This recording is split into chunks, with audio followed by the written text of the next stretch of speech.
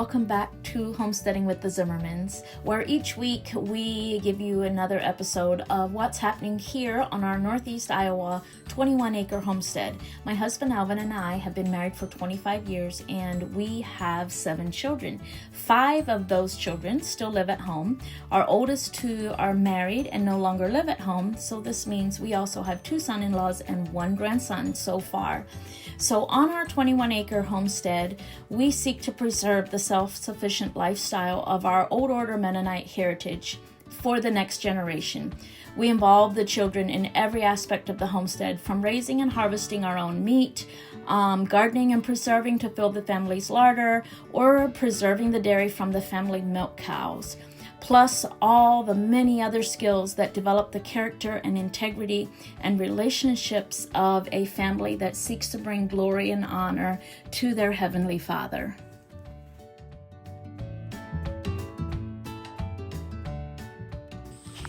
Hello YouTube family, I am happy to have you here, and in today's video I'm going to be taking 2 of our favorite cookie recipes and I'm going to show you the shortcuts to making a lot of cookies in a short amount of time, and that is by turning them into bars. So you can basically turn any cookie recipe into bars with just some few minor adjustments.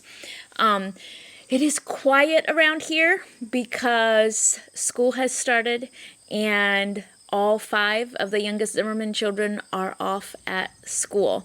So school started yesterday, and you know, I really love summer, so I'm always enjoying summer to the fullest, and then I don't even worry much about school starting other than making sure they have all their supplies, and then school starts and it feels like summer comes to a screeching halt because now we're, back on a very strict morning routine because we got to get to school on time, and I've got to be a lot more intentional about lunches and about the food and the time that I spend in the kitchen, because 5 lunches every day it needs to have a spot of priority in my day.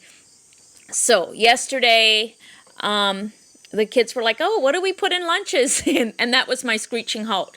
Okay, you cannot spend so much time in the garden and outside right now. You've got to be intentional about the time in your kitchen. And if you've been here a while, you're not surprised that our children attend a private Christian school because you've been here and you've seen us go back to school. But those of you that are new might be surprised because it's very unusual, or I should say almost all across the board, families that live the lifestyle we live in a homesteading lifestyle homeschool their children. But our family, our children have attended a small private Christian school for the last, I want to say, 15 or 16 years. Our oldest 2 daughters graduated from the school. Mitchell will graduate this spring from this same school, and it is a great fit for us. It's real close to our home, and it's affiliated with the church that we've attended for the last 17 years. And so it's a really good fit for us, and it's what's right for our family right now. And until God calls us to do something differently, we're going to be obedient and faithful and send our children to this private Christian school. This year, our school has less than 50 students, K through 12. So it's a real small, warm, tight-knit community that we love to be a part of. So anyway, let's get started, because before I know it, the children will be home and they will be so happy to have some bars for an after-school snack, and then to get them through the rest of the week in their lunches. So the first batch that I'm going to make is I'm going to take our Munster cookie recipe and I'm just going to turn them into bars.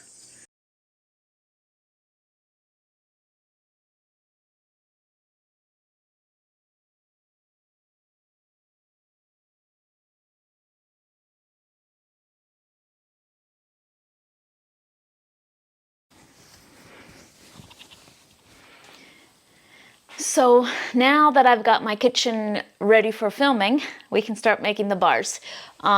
And I know that you all appreciate when you can tell that our kitchen is very used and lived in and not just for show. But what happens when my kitchen is messy when I'm filming, it really bothers me when I'm editing, because all the time I'm editing, I'm looking at all the fingerprints on the refrigerator, that's the biggest trigger, and feeling like I gotta go wipe that. So I do it as much for me as for anyone, because when I'm filming, it's just easier on my brain if things are clean and not cluttered. Okay, I've got my oven turned on to 350, and the first thing we're gonna start with is peanut butter and butter. So, Munster cookies. The original recipe was named Munster cookies because it was it was a monstrous recipe, right? But we've since, made it more manageable size. Today I am making a double recipe of Munster cookies. I will put a recipe in the description for you. So because I'm making a double recipe, I need 3 cups of peanut butter. So my family orders this creamy, unsweetened peanut butter from Azure Standard. And here's the thing. So I know there's 2 cups in here.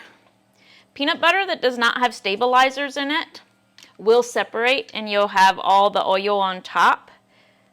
And normally, if I'm not going to use the whole jar of peanut butter, I will mix it up before I use it. Like if I'm gonna only use partial jar of peanut butter, or if I'm using it to put in the kids' apples or something like that, I'll mix it all up. But this one, because I knew I needed the whole jar, I didn't bother mixing it up.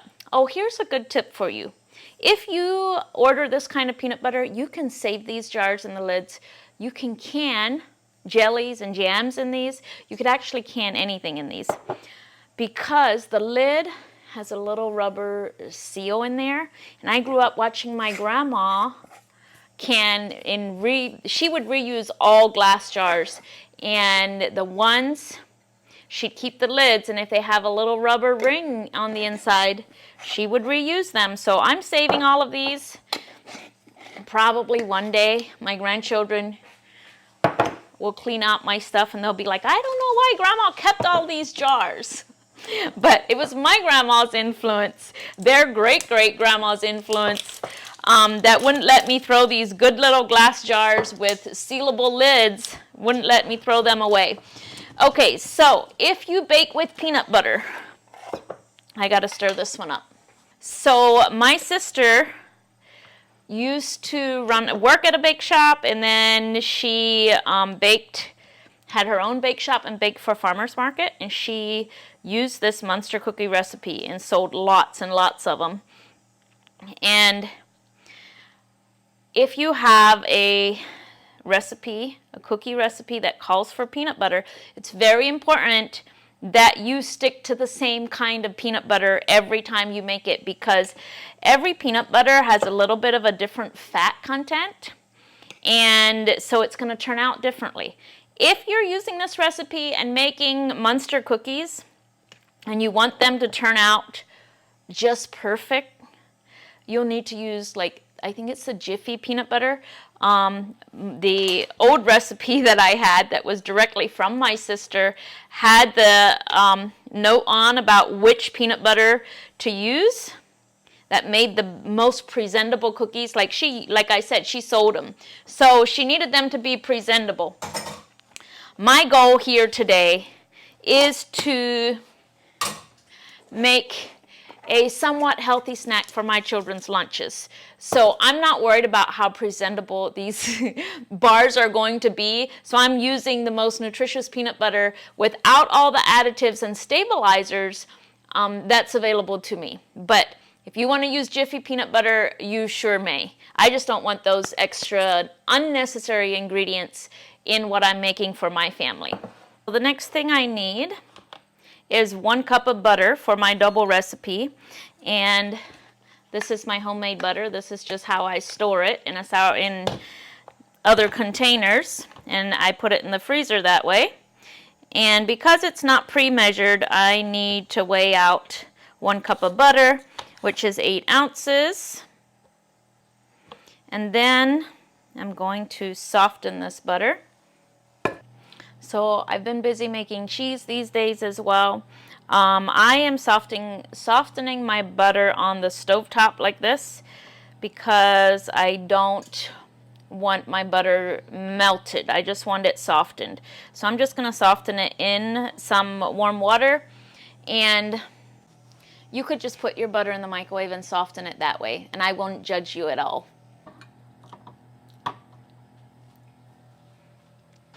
Okay, now that our butter is soft, I really need to keep this to put my rest of my dirty dishes in. We're going to mix together our butter and peanut butter. So more often than not these days, I choose not to get my big mixer out, and I just do how my grandma taught me. And she would put the bowl in the crook of her arms, and she would whisk and whisk and whisk. And she'd say, "You don't need a mixer." When I'd say, "Well, Grandma, I've never made cookies without a mixer, without an electric mixer." And she said, "No, this is how you do it." And she'd just put it in the crook of her arm and mix and mix. And I don't know if it's because I get lazier the older I get, but I'm just like, listen, if I can just wash one bowl, why get the mixer out? I really don't like to wash my beaters and the mixing bowl. And I found myself often, when I thought about baking cookies, my brain would go, oh, but then I have to get the mixer out, and then I'll have to wash the mixer. And so I started eliminating that step of getting the mixer out and just mixing by hand. And it feels so much simpler and easier and less complicated to me to do it without the mixer whenever I can. So, and it can't be that I'm lazy, because I know that I burn more energy by doing all the mixing than I do by washing the mixing bowl. So I don't know, it's just a weird little quirk that I have, that if I have to get the mixer out, it feels like a much bigger job than if I can just whisk it by hand. And my daughter Hadassah must be the same way, because often I'll say, hey, will you make, let's say a birthday cake? And her face will be like, oh, and I'm like, you don't have to get the mixer out. You can just whisk it together by hand. And she'll be like, okay, I'll do it. So there might be more of you out there that are like me, and it feels like too big of a chore when you have to get the mixer out. But anyway, we've got the butter and the peanut butter cream together, and we're going to add our eggs. So I need 3 eggs for one recipe, and I've got 6. My grandson was here earlier today helping me, and he always wants to go gather eggs. So he cracked this one a little bit, and that's okay. They always seem to have to break a couple eggs before they understand that when Grandma says, be careful, eggs are fried, the eggs will break, they understand what you mean. And now I'm just going to whisk those in.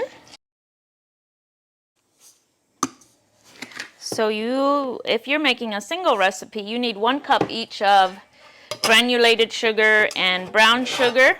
But because I'm making a double recipe, I've got 2 cups of each. So now we're just going to mix this really well, because this is the part that you want to make real creamy. So I'm going to wait until all my sugar is mixed in so it doesn't spill out. And then I'm just going to put it in the crook of my arms. All right, there's our cream mixture. Next, we're going to add our vanilla. I need about 2 teaspoons of vanilla. So I need 4 teaspoons of baking soda because I'm making a double recipe. And I'm just going to mix that in. You need 1 teaspoon of salt. So half a teaspoon for each recipe. Okay, the only thing left to add is our oats and our chocolate. So for one recipe, you need 4 to 4.5 cups of oats. I'm making a double, so I'm going to start with 8 cups of oats. The original recipe asked for quick oats, but I use rolled oats across the board in my recipes because it was simpler for me just to keep rolled oats on hand than to have rolled oats and quick oats on hand because I have limited pantry and kitchen space. Plus, rolled oats are less processed than quick oats, and what that means is they, because they're less processed, they don't spike your blood sugar as quickly because your body has to do more work to break them down, and it's not just like instant carbs for your system. So 1, 2, 3, 4, 5, 6, 7, 8. There's a little disclaimer here. I often get people that I assume are professional bakers. They can't handle the way I measure things or the way I do things. And let me just say that I am not here claiming to be a professional baker or anything like that. I am simply trying to feed my family, and that's it. I am trying to feed my family in a wholesome and nutritious way. But I imagine that if you're a professional baker, you can't handle the way I measure things or stir things or don't stir things. But it's okay. I'm not going to go sell these bars. I don't need them to look professional. I just need them to supply some nutrition for my family while they're at school, learning, playing. The original recipe calls for 1 cup of chocolate chips and 1 cup of mini M&ms. I don't want my children eating food dye every day at school, so I have for multiple years been skipping the M&ms, and nobody has really complained about it. Sometimes for a special request I will add some M&ms, or I'll remember to order some dye-free M&ms, but most of the time I don't have M&ms on hand, and I just use the chocolate chips. Now you can double up on the chocolate chips. So the original recipe says 1 cup chocolate chips, 1 cup mini M&ms. You can just put 2 cups of chocolate chips in. I'm only adding 2 cups of chocolate chips because that's all I have on hand today. Instead, I'm not replacing chocolate chips with M&ms. My family will be okay with it. Our cookie dough is ready, and we are going to put this into some jelly roll pans, and we're going to bake it. All right, I have my double recipe of Munster cookies here in 1 jelly roll pan, and you want your cookie dough to be about 3/4 inch thick. If you don't have jelly roll pans, you can just make a single recipe and put it into a 9x13, or you make a double recipe and put it in 2 9x13s. I'm using my potato masher and dipping it in water so it doesn't stick. I am smashing this all flat. And normally I find like a recipe that calls for about 4 to 5 cups of flour and about 3 to 4 eggs. That fits into a 9x13. But you can get a double recipe into a jelly roll pan, and we're going to bake this at 350.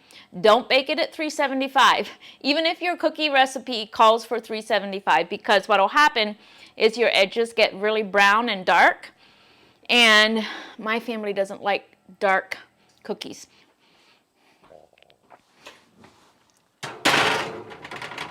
I am about to start my second batch of bars. And I know in the beginning of the recipe I said I'm going to use 2 cookie recipes and turn them into bars, but then I realized that the second batch of cookies that I wanted to make was chocolate chip. I wanted to use our favorite chocolate chip cookie recipe, but I used all the chocolate chips that I had.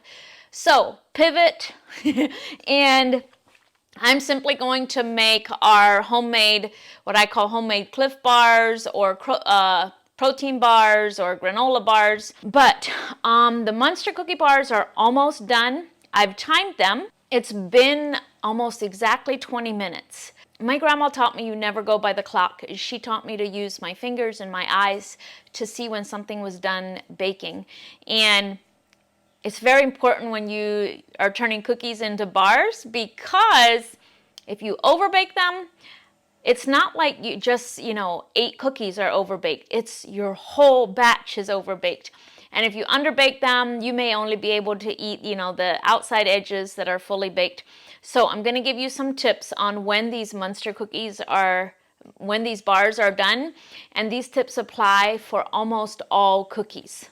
So the first thing that you're going to notice is that it's all puffy all over, and then they've turned a little dull. It's not shiny anymore. This front corner here is a little shiny. So I look for the dullness of the cookie, and then the other thing is if it's a little springy like that, you can see how it springs back a little bit. So I'm going to call these done. They've changed color slightly over the top. They're dull, and it springs back a little bit when touched.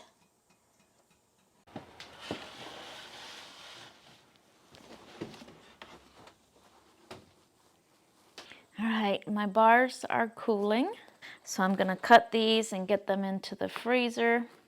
And I probably don't have as many pieces as I'd have if I made a double batch of these Munster cookies. But also, there's a lot more to each bar because they're so fat. And I saved myself a whole lot of time. And I would say if I cut them this size, each bar is probably the same as 2 cookies, which is about what my children would put into their lunch anyway. So I've got about 40 servings here. So if all 5 of the children put one of these bars in their lunch, they'll have 8 days worth of bars. So that wasn't bad. So I'm now going to wrap each of these bars individually in plastic wrap. And I know all about microplastics and how harmful they are. I try to avoid using plastic whenever possible. I've not yet come up with a good way to avoid using plastic wrap in packing school lunches. We definitely use a lot less plastic wrap in the summertime when we can just grab something and go eat it. But if anybody has any ideas, and now remember, this idea must scale times 5. And I've tried using the reusable, lunch bags, and they do work for a season, but I don't know if it's just my children or if it's children in general. They end up in backpacks and in lockers, and we can't ever keep track of them. And then there's also this problem where I like to make things ahead of time so that we have a whole, week's worth of options in our freezer. So I don't know, it saves me stress if I just don't worry about microplastics in this moment and just know I'm feeding my family. Because you know what? Living in fear, is going to do a lot more damage to my health than microplastics. Prayer is still the most powerful preventative medicine of anything. When I use plastics like this, I just pray, dear Lord, protect my children from the harmful effects of microplastics. Simple as that. And then I don't worry about it. I think that one's a little big. I probably should eat part of that one.